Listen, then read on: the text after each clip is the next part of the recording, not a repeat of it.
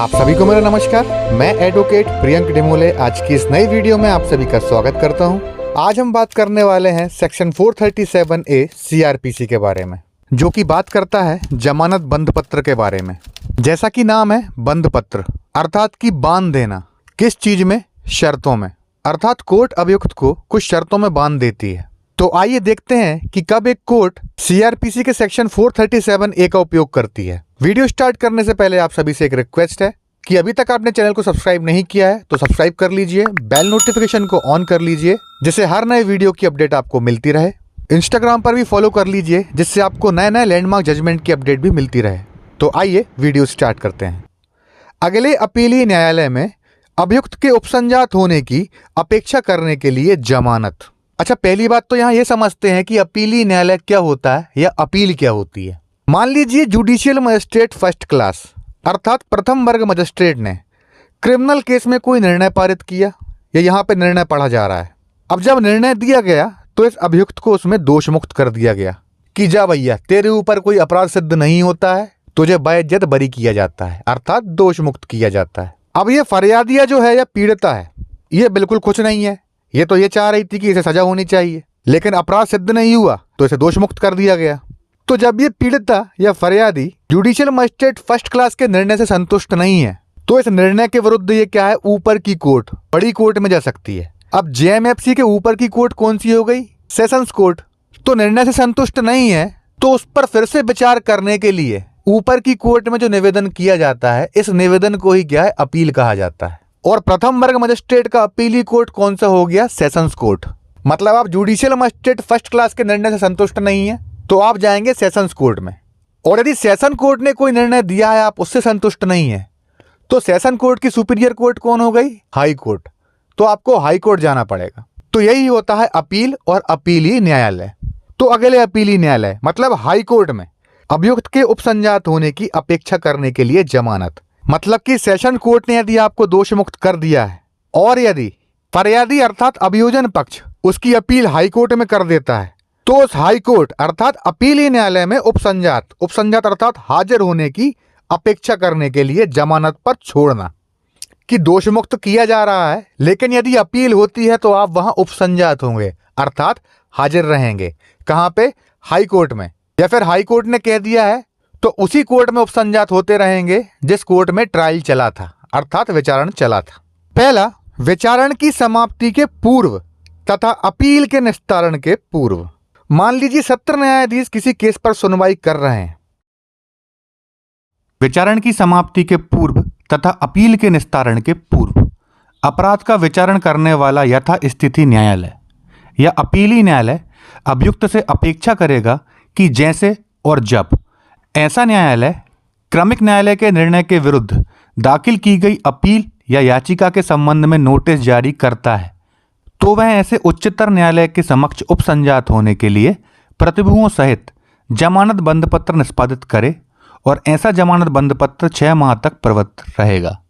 मतलब कि trial court judgement देने के पहले और अपीली कोर्ट भी अपील के निस्तारण अर्थात समाप्त होने के पहले यथा स्थिति न्यायालय या अपीलीय न्यायालय मतलब कि ट्रायल कोर्ट और अपीली कोर्ट दोनों ही अभियुक्त से कि क्रमिक न्यायालय अर्थात ट्रायल कोर्ट क्रमानुसार नीचे की कोर्ट के निर्णय के विरुद्ध दाखिल की गई जो अपील है या याचिका है, तब ऐसा न्यायालय अर्थात अपीली कोर्ट इस संबंध में नोटिस जारी करता है। किसे? अभियुक्त को। तो वह अर्थात अभियुक्त ऐसे उच्चतर न्यायालय अर्थात अपीली कोर्ट के समक्ष उपसंजात होगा। उपसंजात होना अर्थात हाजिर होना कि हाजिर रहेगा। इसके लिए प्रतिभुओं सहित अर्थात जमानतदार सहित बंद पत्र निष्पादित करेगा और ऐसा बंद पत्र क्या है, 6 माह के लिए प्रवृत्त रहेगा। मतलब कि जब भी बाइज्जत बरी किया जाता है तो ट्रायल कोर्ट हो या अपीली कोर्ट हो, ट्रायल कोर्ट जजमेंट देने के पहले, इसी प्रकार अपीली कोर्ट क्या है, अपील के समाप्ति के पहले अभियुक्त से क्या है, बंद पत्र मांगती है। किस चीज के लिए? कि जब भी उसे बुलाया जाएगा नोटिस जारी करके उपसंजात होने के लिए कहा जाएगा। उपसंजात कहाँ होना पड़ेगा?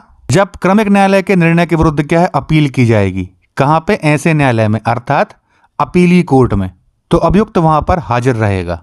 इस बात का बंद पत्र अभियुक्त कोर्ट में दे और ये बंद पत्र क्या है, 6 माह तक प्रवृत्त रहता है। आमतौर पर ट्रायल कोर्ट क्या है, जजमेंट देने के पहले मांग लेती है बंद पत्र अभियुक्त से। ये बंद पत्र क्या है, केस की फाइल में लगा दिया जाता है और फाइल क्या है, रिकॉर्ड रूम में चली जाती है। अब बाई चांस क्या है, पीड़ित पक्ष इसकी अपील कर देता है तो रिकॉर्ड रूम से ये फाइल क्या है, अपीली कोर्ट के पास आ जाती है। अब अपीली कोर्ट ये देखती है कि ट्रायल कोर्ट में अभियुक्त ने जो बंद पत्र दिया था उसे खत्म होने में अभी टाइम है। जैसे 6 महीने की वैलिडिटी है तो 1 महीने या 2 महीने बचे हैं तो फिर ठीक है। लेकिन यदि 6 महीने खत्म हो चुके हैं और अपील का निस्तारण नहीं हुआ है, मतलब अपील में जजमेंट नहीं दिया गया है, तो फिर यहाँ पर यह अपीली कोर्ट भी क्या है, अभियुक्त से अपेक्षा करेगी कि वह बंद पत्र निष्पादित करे। तो ट्रायल कोर्ट क्या है, जजमेंट देने के पहले, इसी प्रकार अपीली कोर्ट भी बंद पत्र मांग सकती है यदि बंद पत्र के 6 माह समाप्त हो गए हैं। तो बंद पत्र एक शर्त है कि जब भी नोटिस भेजा जाएगा अभियुक्त क्या है, कोर्ट में हाजिर रहेगा। इस प्रकार की शर्त में क्या है, बांध दिया जाता है, अर्थात बंद पत्र निष्पादित किया जाता है। उच्चतर न्यायालय मतलब कि बड़ी कोर्ट, सुप्रीरियर कोर्ट। भाई यदि सेशन कोर्ट ने कोई निर्णय दिया है तो उसका उच्चतर न्यायालय कौन सा हो गया, उच्च न्यायालय अर्थात हाई कोर्ट। यदि जुडिशियल मजिस्ट्रेट फर्स्ट क्लास ने कोई निर्णय पारित किया है तो उसका उच्चतर न्यायालय कौन सा हो गया, सेशंस कोर्ट। तो यहाँ पर उच्चतर न्यायालय से तात्पर्य है कि बड़ी कोर्ट की बात चल रही है कि उसके ऊपर की बड़ी कोर्ट कौन सी होगी। यहाँ पर इस उच्चतर न्यायालय को आप गलती से भी हाई कोर्ट मत समझ लीजिएगा। उच्चतर न्यायालय लिखा है, उच्च न्यायालय नहीं लिखा। मतलब कि किसी क्रिमिनल केस में, भले ही वो सेशन ट्रायल हो या रेगुलर क्रिमिनल ट्रायल हो, आरसीटी हो, किसी भी प्रकार के क्रिमिनल केस में न्यायाधीश जो हैं ट्रायल के समाप्ति के पूर्व, ट्रायल की समाप्ति कब होगी, जैसे ही जजमेंट पढ़ दिया जाएगा, तो जजमेंट पढ़ने के पहले ये न्यायाधीश जो हैं इस आरोपी से क्या है, बंद पत्र मांग सकते हैं धारा 437A के तहत। बंद पत्र क्या होता है, शर्तें होती हैं। अब वो शर्तें क्या होती हैं, जैसे कि यदि अपील की जाती है बड़ी कोर्ट में और बड़ी कोर्ट अर्थात उच्चतर न्यायालय आपको बुलाता है तो आप वहां पर हाजिर रहेंगे, इस बात का बंद पत्र दीजिए। तो इसलिए कोर्ट क्या है, 437A के तहत बंद पत्र मांगती है। आमतौर पर क्या है, जब दोषमुक्त किया जाता है तभी 437A का बंद पत्र मांगा जाता है। बंद पत्र में आरोपी क्या है, लिख कर देता है कि यदि अभियोजन पक्ष अपील करता है बड़ी कोर्ट में तो मैं वहां पर हाजिर रहूंगा और जब भी न्यायालय मुझे जैसे भी बुलाएगा वैसे मैं आ जाऊंगा या हाजिर रहूंगा। और ये बंद पत्र क्या है, 6 महीने के लिए प्रवृत्त रहेगा, मतलब 6 माह तक रहेगा, अर्थात 6 महीने तक इसकी शर्तों को पूरा करना पड़ेगा किसे, आरोपी को। इन 6 महीनों में जब जब कोर्ट बुलाएगी उसे उस बड़ी कोर्ट में, जैसे कि हाई कोर्ट, या फिर हाई कोर्ट बोल देती है कि यहाँ मत आओ, बार बार यहाँ आने की जरूरत नहीं है इतना लंबा, तो वहीं ट्रायल कोर्ट में ही उपस्थित रहो हर पेशी पर। तो विचारण के पूर्व क्या है, ट्रायल कोर्ट अभियुक्त से बंद पत्र मांग लेती है। यदि अपील होती है उस केस में तो अभियुक्त को हाजिर रहना पड़ेगा, नहीं होती तो वाह रे वाह, और अपील का निस्तारण नहीं होता है और 6 माह समाप्त हो जाते हैं बंद पत्र के, तो फिर यथास्थिति न्यायालय का जो बंद पत्र है वह समाप्त हो चुका है। तो फिर अपीली न्यायालय भी क्या है, अपेक्षा करेगी कि अभियुक्त क्या है, बंद पत्र निष्पादित करे, मतलब फिर से एक बंद पत्र मांग लो इससे। अब आइए ये देखते हैं कि सीआरपीसी धारा 437A के तहत बंद पत्र कैसे तैयार किया जाता है। जैसा कि नाम है, बंद पत्र अर्थात बांध देना शर्तों में।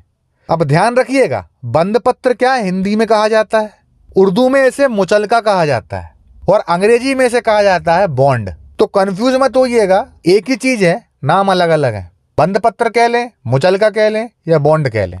तो टाइटल आ गया, अंतर्गत धारा 437 का दंड प्रक्रिया संहिता। यदि सेशन कोर्ट ने बंद पत्र मांगा है तो सा प्राक्रा अर्थात सत्य प्रकरण क्रमांक ये लिखेंगे आप।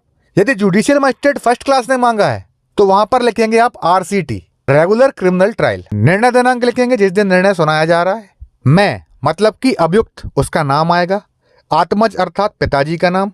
निवासी कहाँ का है, एड्रेस। तहसील क्या है, जिला क्या है।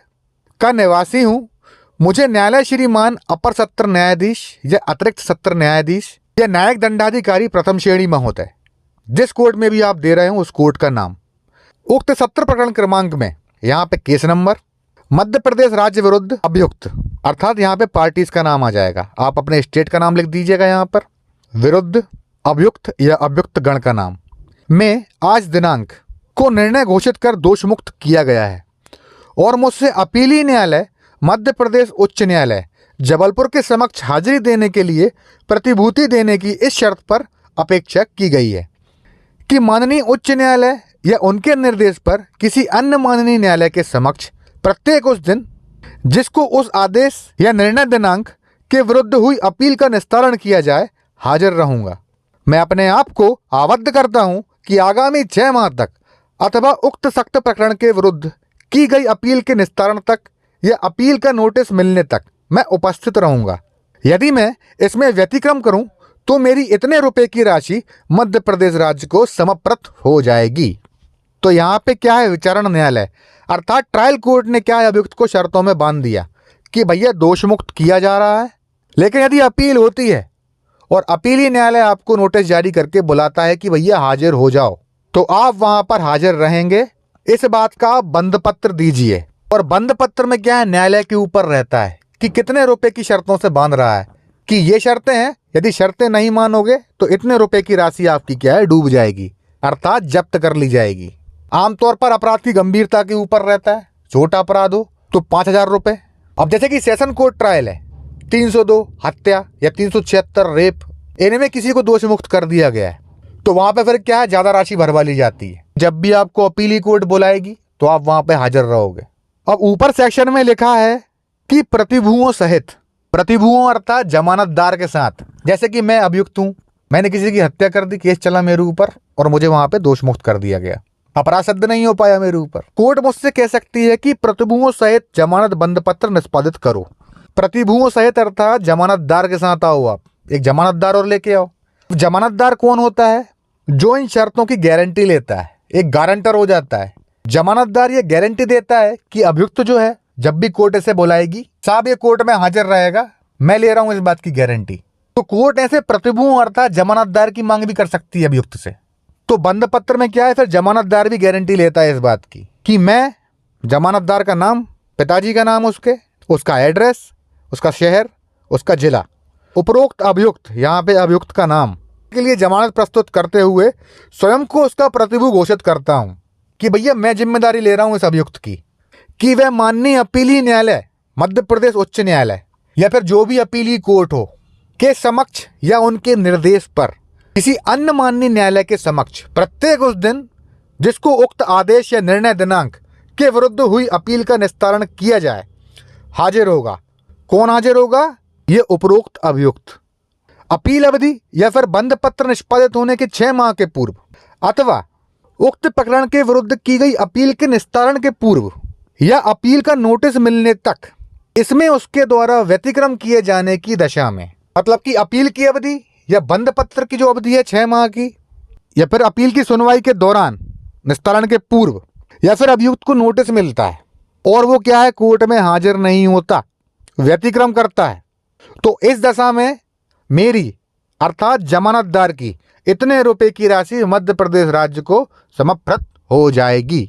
अब ये जमानतदार की जिम्मेदारी हो गई कि उसे कोर्ट लेके आए। तो इस प्रकार क्या, धारा 437 का बंद पत्र तैयार किया जाता है और कोर्ट में पेश किया जाता है। आइए अब सबसेक्शन 2 देखते हैं। सेकंड, यदि ऐसा अभियुक्त उपसंजात होने में असफल होता है, मतलब कि यदि अपील की जाती है उस केस में और अभियुक्त क्या है, उपसंजात होने में, मतलब कि उस अपीली कोर्ट में हाजिर होने में असफल होता है, तब बंद पत्र का समापन हो जाएगा, अर्थात बंद पत्र जो है जब्त कर लिया जाएगा, वो वहीं के वहीं समाप्त हो जाएगा। और इसके बाद क्या है, सीआरपीसी की धारा 446 के अधीन क्या है, प्रक्रिया लागू हो जाएगी। मतलब कि अपील की गई, अब अपीली कोर्ट क्या है, उसको नोटिस भेजेगी कि भैया आजा, अपील हो गई है केस में, हाजिर हो तू। अब जो अभियुक्त क्या है, कोर्ट में हाजिर नहीं होता, अरे हो तो गई, हम तो दोष मुक्त हो गए, हम काहे जाएं। ऐसे कैसे नहीं आएगा, आना तो पड़ेगा क्योंकि अपील हो गई है वहां पर। अब यदि नहीं आता है तो बंद पत्र जब्त हो जाएगा और धारा 446 के तहत क्या है, प्रक्रिया लागू होगी। अब धारा 446 क्या है, सीआरपीसी धारा 446, प्रक्रिया जब बंद पत्र समाप्त कर लिया जाता है। इसको हम बाद में पढ़ेंगे इस सेक्शन को, क्योंकि आप देख सकते हैं बहुत बड़ा है, वीडियो लंबा हो जाएगा। लेकिन शॉर्ट में मैं आपको बताऊं तो 3rd पैराग्राफ मेन है। 3rd पैराग्राफ में क्या लिखा है कि स्थिति जब बंद पत्र की शर्त तोड़ दी जाती है, अर्थात समाप्त कर लिया जाता है, वहां न्यायालय ऐसे सबूत के आधारों को अभिलिखित करेगा और ऐसे बंद पत्र से आबद्ध किसी व्यक्ति से अपेक्षा करेगा कि वह उसकी शास्ति दे। जो भी सबूत या तथ्य हैं वह क्या है, अभिलिखित करेगा, लिखेगा ऑर्डर शीट पर। और ऐसे बंद पत्र से आबद्ध किसी व्यक्ति, आबद्ध व्यक्ति कौन है, अभियुक्त है जिसे दोष मुक्त किया गया है, अब कोर्ट उससे अपेक्षा करेगा कि वह उसकी शास्ति दे। भैया तुमने बंद पत्र की शर्तों को तोड़ दिया तो उसकी शास्ति दो। शास्ति अर्थात वो रकम दो जो तुमने बंद पत्र में लिख के दी थी कि यदि मैं शर्तों का पालन नहीं करूंगा तो इतने रुपए की राशि मेरी क्या है, मध्य प्रदेश राज्य को क्या है, दे दी जाएगी। तो भैया शास्ति दो अर्थात पैसे दो, या कारण दर्शित करो कि वह क्यों नहीं दी जानी चाहिए। यदि पैसे नहीं दे सकते तो यह बताओ कि तुम कोर्ट में हाजिर क्यों नहीं हुए, कारण दर्शित करो। अब कारण दर्शित कर देता है कि एडमिट था हॉस्पिटल में, या कोई परिवार में किसी की मृत्यु हो गई थी, या शादी थी, कोई सही कारण दे देता है तो पैसे देने से बच जाएगा। नहीं तो शास्ति अर्थात जो बॉन्ड में बंद पत्र में जो रकम भरी गई थी वह उसे देनी ही पड़ेगी। तो इस प्रकार 437(1) के तहत कोर्ट में क्या है, बंद पत्र दिया जाता है। जब भी न्यायालय किसी को दोष मुक्त करने वाला हो तो जजमेंट सुनाने के पहले यह बंद पत्र मांग लेती है धारा 437(a) के तहत। इंपॉर्टेंट इसमें 3rd पैराग्राफ ही है, लेकिन आगे कभी इस सेक्शन पर एक पूरा वीडियो बना दिया जाएगा, नहीं तो वीडियो बहुत लंबा हो जाएगा। तो इसकी PDF चाहिए तो डिस्क्रिप्शन में टेलीग्राम चैनल की लिंक दे दी गई है, वहां जाके आप डाउनलोड कर सकते हैं। वीडियो पसंद आया हो तो चैनल को सब्सक्राइब कर लीजिए, वीडियो को लाइक कर दीजिए, शेयर कर दीजिए। मिलते हैं अगले वीडियो में। मैं एडवोकेट प्रियंक डिमोले आप सभी से विदा लेता हूं। Thank you so much.